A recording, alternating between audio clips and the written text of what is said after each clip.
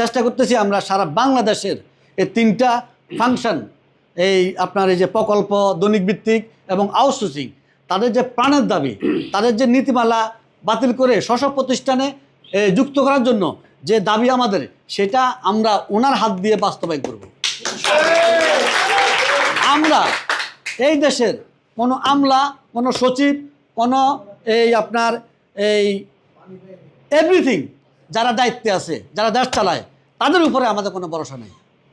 যদি প্রধান উপদেষ্টা যদি আমাদেরকে বলে যে হ্যাঁ তোমাদের দাবিটা যৌক্তিক, আমি হয়তো তোমাদের কিছু দিছি আর কিছু এই দিনের ভিতরে দিব, 2 দিনের মধ্যে দিব, 1 সপ্তাহের মধ্যে দিব, আমরা তখন ওনাকে বলবো ঠিক আছে আপনি আমাদেরকে কাগজে লিখিত দিন যে আমরা 1 সপ্তাহের ভিতরে, 15 দিনের ভিতরে তোমাদের মূল দাবি আমরা সবার সাথে বসে আমি এটা বাস্তবায়ন করব, তোমরা আমাকে একটু সময় দাও। সেই কারণে যে জিনিসটা প্রয়োজন সেটা সংগঠন গড়ে তোলা, সর্বত্র সংগঠনটা গড়ে তোলা। আপনাদের কমিটি একটা ঘোষণা হওয়ার কথা আমি শুনেছিলাম যে আপনারা একটা কমিটি গঠন করবেন।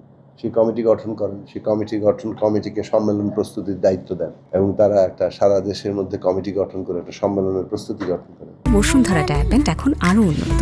এই হট এয়ার থ্রো টপশিট দ্রুত শোষণ করে সোনামণিকে দেয় কোমল অনুভূতি।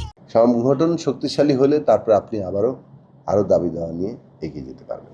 আপনাদের 2টা কাজ, একটা হচ্ছে যে বিভিন্ন জায়গায় দাবি দেওয়া আদায় করা, যেটা মানে যে দাবিগুলো আপনারা অর্জন করছেন, যে দাবিগুলো আপনাদের পক্ষে আসছে, সেইগুলো আপনাদেরকে আদায় করতে হবে। কোথাও যাতে আপনাদের মোবাইল ফাইন্যান্সিংয়ের বাইরে আপনাকে বেতন দিতে না পারে, সেখানে আপনাদের শক্ত থাকতে হবে, ঐক্যবদ্ধ থাকতে হবে এবং প্রয়োজনে সেই প্রধানকে জবাবদিহি চাইতে হবে।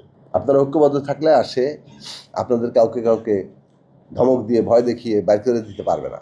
অথবা কেউ যদি অন্যায় করে, সেই অন্যায়ের ব্যাপারে একটা চিঠি তখন আপনারা অর্থ মন্ত্রণালয়ে দিতে পারবেন। আর যেসব দাবি আদায় হয় নাই, সেটা আপনার ডেটাবেস থেকে শুরু করে এই যে ছাঁটাইয়ের বিষয়গুলো আরও সুনির্দিষ্ট করা, তারপরে আপনার মাতৃত্বকালীন ছুটিকে বড় করা, বোনাসের জায়গা করা, এবং সবচেয়ে বড় কথা হচ্ছে যে ঠিকাদার প্রথাটাই বাতিল করে একটা সরকারি প্রতিষ্ঠান তৈরি করা, যারা এই আউটসোর্সিং কর্মচারী নিয়ে, সেই জায়গাটা আপনার, সেই দাবিগুলো যদি আদায় করতে হয় তাহলে আপনাদের সংগঠন করতে হবে।